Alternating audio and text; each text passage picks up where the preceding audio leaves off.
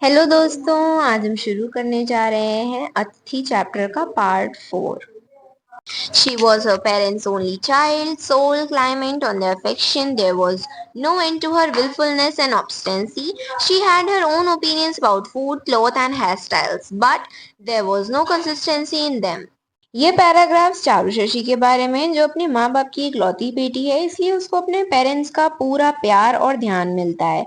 वो लड़की काफी जिद्दी है, हर चीज में अपनी मर्जी चलाती है। उसके अपनी चॉइसेस हैं कि क्या पहनना है, क्या खाना है, बालों का क्या स्टाइल होना चाहिए। लेकिन प्रॉब्लम ये है कि वो बार बार अपना मन बदलती रहती है। आज कुछ पसंद है, कल कुछ और पसंद होगा।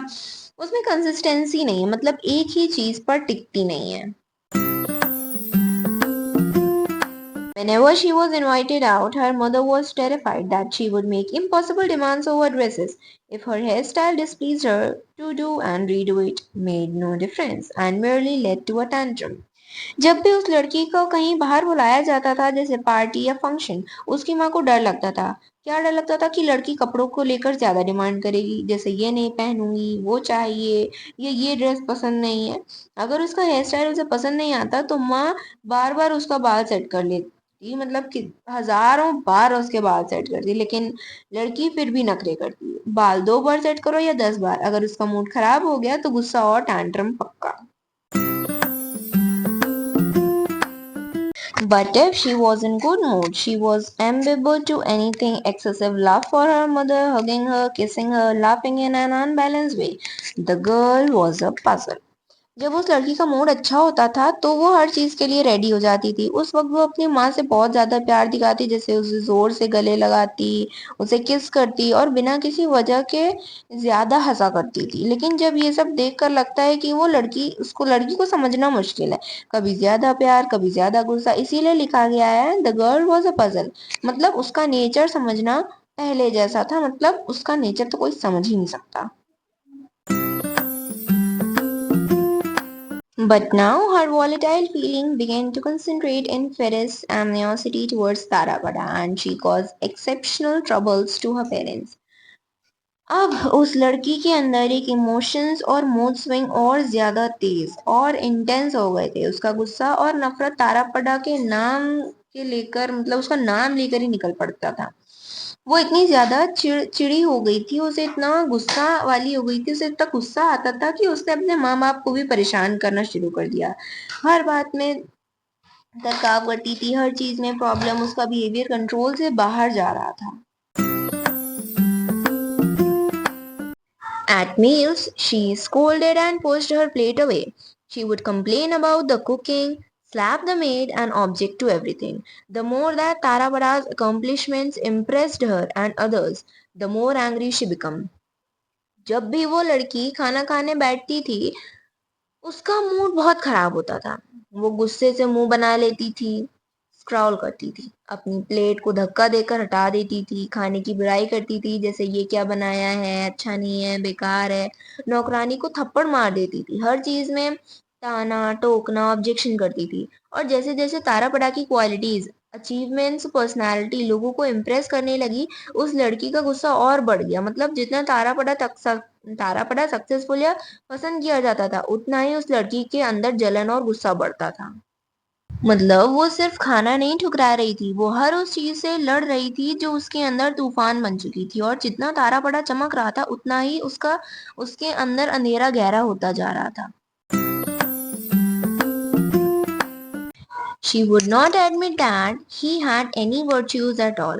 Undeniable evidence of them made her even more critical.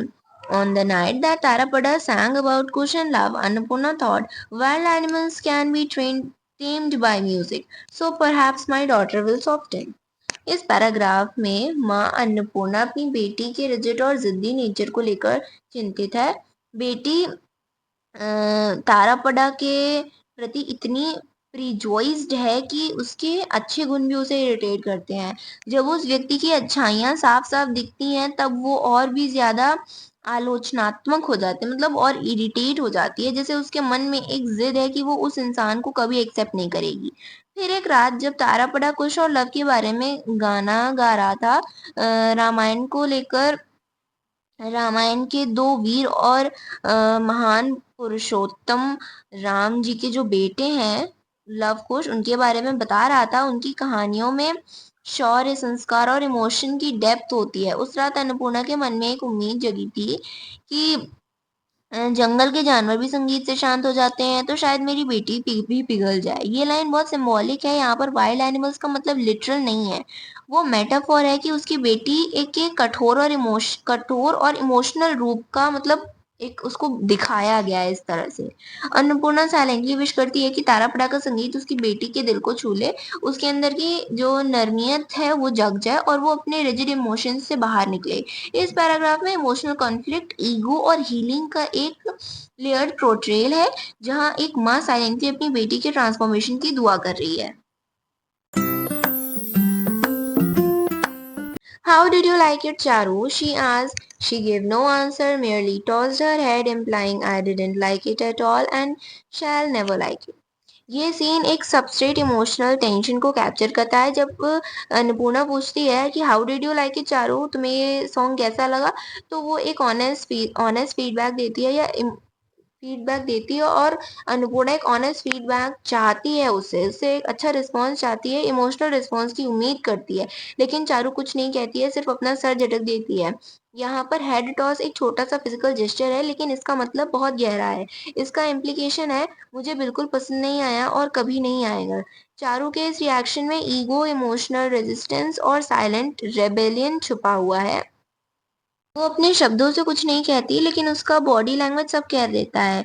ये एक नॉन वेर्बल प्रोटेस्ट है, जिसमें वो अपने मन की नाराजगी या डिससेटिस्फैक्शन को एक्सप्रेस करती है बिना किसी भी लफ्ज बोले। ये मोमेंट दिखाता है कि कभी कभी साइलेंस भी एक डायलॉग होता है, और gesture specially in emotionally charge relationships ज्यादा पावरफुल हो जाते हैं। Realizing that Charu was jealous, her mother stopped showing affection for Tarapada in front of her. ये लाइन एक इमोशनल मेच्योरिटी और साइलेंट सैक्रिफाइस को दिखाती है। जब माँ को ये समझ आता है कि चारू तारापड़ा से जेलस है, तो वो अपने इमोशंस को कंट्रोल करती है, सिर्फ इसीलिए कि उसकी बेटी हर्ट ना हो। चारू की जेलसी यहाँ सिर्फ एक पॉजिटिवनेस नहीं है, ये एक इमोशनल इनसिक्योरिटी है। शायद उसे लगता है कि तारापड़ा ने उसकी माँ का अटेंशन ले लिया है। माँ का रिएक्शन ब्लेम करने वाला नहीं है, वो क्वाइटली अपना अफेक्शन दिखाना बंद कर देती है बिना कुछ कहे। ये एक सेल्फलेस लव का एग्जाम्पल है, जहाँ वो अपने मन के जज्बात को पीछे रख रही है, अपनी बेटी के इमोशनल कंफर्ट को पहले रखती है। ये मोमेंट दिखाता है कि कभी कभी प्यार का मतलब होता है खुद को थोड़ा सा छुपाना, ताकि दूसरा इंसान थोड़ा सा ज्यादा महसूस कर सके। After dark, when Charu had gone to bed after eating early, Annapurna would sit by the door of the cabin and Motilal Babu and Tarapada would sit outside. And at Annapurna's request, Tarapada would sing. ये scene एक quite intimate evening का snapshot है, जहां रात का सुकून, थकान के बाद और आराम और संगीत का सॉफ्ट मैजिक सब कुछ एक साथ महसूस होता है। चारू का अर्ली डिनर और बेड जाना दिखाता है कि वो इमोशनली अलग हो गई है। या तो उसे इंटरेस्ट नहीं है, या वो किसी इमोशनल टर्मोइल से गुजर रही है। अन्नपूर्णा का केबिन अन्नपूर्णा अपने केबिन के दरवाजे पर बैठती है, और ये एक सिंबॉलिक जेस्चर है। वो अंदर और बाहर के बीच में है, जैसे एक इमोशनल ब्रिज। मोतीलाल बाबू और तारापड़ा का बाहर बैठना और तारापड़ा का गाना, ये एक रिचुअल ऑफ कंफर्ट बन गया है। अन्नपूर्णा के कहने पर तारापड़ा गाता है। इसका मतलब है कि उनके बीच एक इमोशनल कनेक्शन है, और संगीत उनके लिए एक हीलिंग और बॉन्डिंग का जरिया है, राज है। ये सीन एक नॉस्टैल्जिक सिनेमैटिक फ्रेम जैसा लगता है, जहां रात का अंधेरा, केबिन की वार्मथ और संगीत की मधुरता सब कुछ एक इमोशनल कैनवस पे बिखर जाती है। When he's singing, the goddess of the sleeping, darkened homes of the bank would sink into a trace, and Annapurna's heart swelled with love and appreciation. ये लाइन एक dream like poetic atmosphere create करती है, जहाँ तारापड़ा का संगीत सिर्फ सुनने वालों तक ही नहीं, बल्कि पूरे इन्वायरमेंट तक महसूस होता है। इन्वायरमेंट भी उसे महसूस करता है। The goddess of the sleeping dark and homes यहाँ एक मेटाफर है। ये कोई लिटरल देवी नहीं है, बल्कि उन घरों की शांति और नींद का पर्सोनिफिकेशन है जो नदी के किनारे सो रहे हैं। तारापड़ा का संगीत इतना सोलफुल है कि वो रात के सन्नाटे में भी एक डिवाइन एनर्जी जगा देता है, जैसे पूरा महल एक टेरेस में चला जाता हो, मतलब लाइक एकदम ड्रामेटिक सीन लगता है। सिंक इनटू अ टेरेस, इसका मतलब है कि संगीत इतना मधुर है कि सब कुछ एक सुकून भरी नींद, एक स्पिरिचुअल स्टेट में चला जाता है। Annapurna's heart swelled with love and appreciation, ये लाइन उसके दिल के अंदर के जज्बात को दिखाती है। वो सिर्फ संगीत नहीं सुन रही, वो उसे महसूस कर रही है, उस मोमेंट को पूरी तरह महसूस कर रही है, बिल्कुल मतलब एकदम दिल से महसूस कर रही है, एक माँ, एक औरत, एक इंसान के रूप में। ये सीन एक इमोशनल कंसेंट है जहाँ पर संगीत, रात और दिल सब कुछ एक रिदम में चल रहे हैं।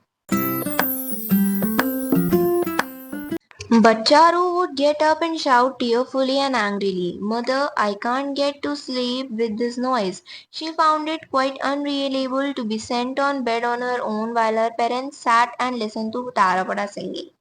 ये सीन चारू के इमोशनल ब्रेकडाउन का है, जहाँ पर वो अपनी इमोशंस को और छुपा नहीं पाती। शाउट टीयरफुली एंड एंग्रीली, ये दोनों इमोशंस का कॉम्बिनेशन दिखाता है, गुस्सा भी है और दर्द भी। उसका चिल्लाना सिर्फ शोर के खिलाफ नहीं है, वो एक अटेंशन कैरी करती है, अटेंशन क्राई है, एक इमोशनल प्रोटेस्ट है।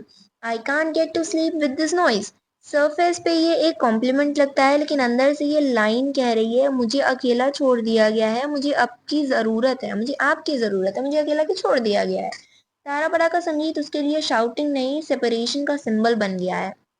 Unbearable to be sent on bed on her own, यहाँ चारू की लोनलीनेस और इनसिक्योरिटी दिख रही है। जब माँ बाप किसी और में बिजी होते हैं तो बचपन का जो उसका मन है उसे रिजेक्ट कर रहा है, उसे उस तरह से महसूस करता है कि उसका प्यार छिन गया है, उसको जो अटेंशन, केयर, लव मिलना चाहिए वो किसी और को मिल रहा है। ये मोमेंट एक चाइल्ड इमोशनल वर्नरेबिलिटी को दिखाता है, जहाँ वो अपने मन की बात सिर्फ चिल्लाकर कह पाती है। The natural fierceness of this very black-eyed girl fascinated Tarapada. He would tell her stories, sing her song, play her the flute, make great efforts to win her round, but with no success at all.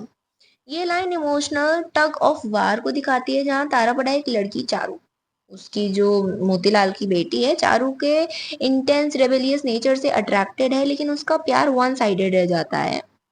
ये वो वाला प्यार नहीं है। यहाँ पर प्यार है कि तारापड़ा सबको अपनी तरफ अट्रैक्ट कर लेता है, बस वो उस लड़की चारू को अपनी तरफ नहीं अट्रैक्ट कर पा रहा है। नेचुरल फेरिसनेस और फ्लेरी बैक आइड गर्ल, चारू का कैरेक्टर यहाँ एक वाइल्ड अनटेम्ड स्पिरिट के रूप में दिखाया गया है। उसके आंखों में एक आग है, उसका नेचर में एक रॉ इंटेंसिटी है। तारापड़ा उसकी इस रॉ इंडिविजुअलिटी से डिप्रेसली फैसिनेटेड है, जिसे वो उसके अंदर छुपी किसी कहानी को समझना चाहता हो। फैसिनेटेड तारापड़ा, यहाँ पर फैसिनेशन से सिर्फ फिजिकली नहीं बल्कि इमोशनल और स्पिरिचुअल भी है।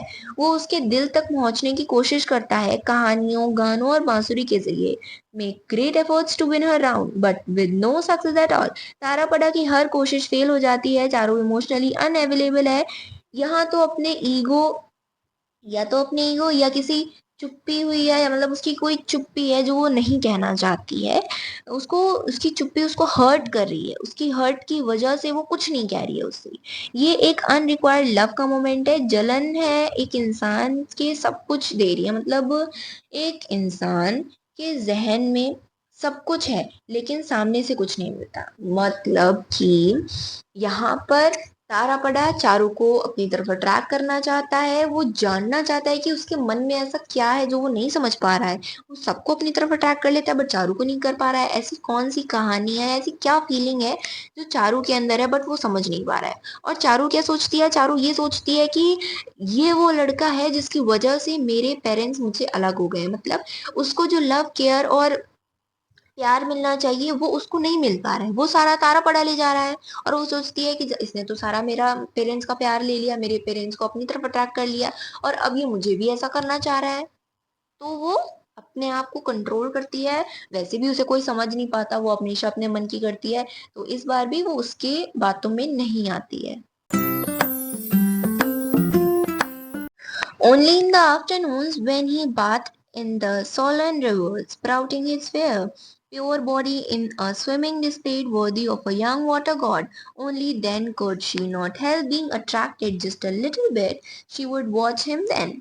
ये सीन डिजायर और डेनियल के बीच का एक डेलिकेट मोमेंट है जहाँ चारू अपने इमोशंस को सप्रेस करती है लेकिन एक पल के लिए उनके स्वे में चली जाती है, उसके मतलब उसके बहाव में बह जाती है। आफ्टरनून सॉल्व एंड रिवर, ये सेटिंग है ड्रीमी और सेंशुअल है। दोपहर की धूप, नदी के उभार आया पानी, सब कुछ एक मिथिकल ऑरा क्रिएट कर रहा है। Fair pure body, young water God, यहाँ तारापड़ा को एक डिवाइन ऑलमोस्ट सीरियल ब्यूटी के रूप में दिखाया गया है, जिसे वो एक ऑर्डिनरी लड़का नहीं बल्कि एक जल देवता हो, एक ऐसी प्रेजेंस जो नेचर के साथ एक हो जाती है। Only then attracted just a little bit, चारों अपने इमोशंस को कंसिस्टेंटली कंट्रोल करती है लेकिन इस मोमेंट में वो वर्नरेबिलिटी महसूस करती है। ये मोमेंटरी सराउंडेड है जलन, जलन से नहीं, जहां वो उसके फिजिकल ग्रेस से थोड़ा सा खिंची चली आती है, अट्रैक्ट हो जाती है उसकी तरफ, बट अ लिटिल बिट, बहुत थोड़ा सा। She would watch him then, बिना कुछ कहे बिना कुछ एक्सप्रेस किए सिर्फ नजरों से उससे, मतलब नजरों से उस पल को जीती है। ये साइलेंट लॉन्गिंग का मोमेंट है जहां आंखों में वो सब कुछ कहती है जो जुबान नहीं कह सकती। But she didn't reveal her interest to anyone, and born actress that she was carried on knitting a woolen scarf with apparent indifference to Tarapada's water sports. ये सीन एक इमोशनल परफॉर्मेंस का है जहाँ चारू के दिल में इंटरेस्ट है लेकिन वो उस दुनिया के सामने कभी एक्सेप्ट नहीं करती। Didn't reveal her interest to anyone, Charu के अंदर एक छुपी हुई अट्रैक्शन है लेकिन वो उसे एक्सप्रेस नहीं करती। ये इमोशनल डेनियल है जहाँ वो अपनी फीलिंग्स को छुपा कर रखे है, वो अपनी फीलिंग्स को छुपाने का एक कॉन्शियस एफर्ट करती है। Born actress that she was, ये लाइन उसके नेचुरल ड्रामेटिक इंस्टेंट को दिखाती है। वो अपने इमोशंस को मास्क करने में एक्सपर्ट है, जैसे हर एक्सप्रेशन एक केयरफुली क्राफ्टेड परफॉर्मेंस हो। नेटिंग अ वूलन स्कार्फ, ये एक सिंबॉलिक डिस्ट्रैक्शन है। वो अपने हाथों को बिजी रखती है ताकि उसका मन भटक ना जाए, या ये एक इमोशनल शील्ड है, जैसे वो कह रही हो मैं तो बस अपना काम कर रही हूँ, मैं थोड़ी ना उसको देख रही हूँ। एपरेंट इंडिफरेंस, यहाँ पर एपरेंट वर्ड बहुत इंपॉर्टेंट है। वो बिना इंटरेस्ट के देखने की एक्टिंग कर रही है, वो इंटरेस्टेड है उसको देखने में, वो उसे थोड़ा बहुत अट्रैक्ट भी हुई है, बट वो ऐसा प्रिटेंड कर रही है कि नहीं मैं तो बिल्कुल अट्रैक्टेड नहीं हूँ, मैं तो अपना भाई स्कार्फ नेट कर रही हूँ। स्कार्फ नेट का मतलब एक ऊनी स्कार्फ बुन रही होती है, लेकिन अंदर से वो तारा पड़ा के वाटर स्पोर्ट्स को नोटिस कर रही है। शायद हर मोमेंट, हर स्प्लैश उसके दिल में गूंज रहा है।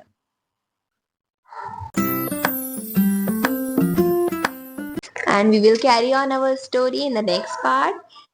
For part 5, stay updated with us, like, share, and comment. Thank you for watching.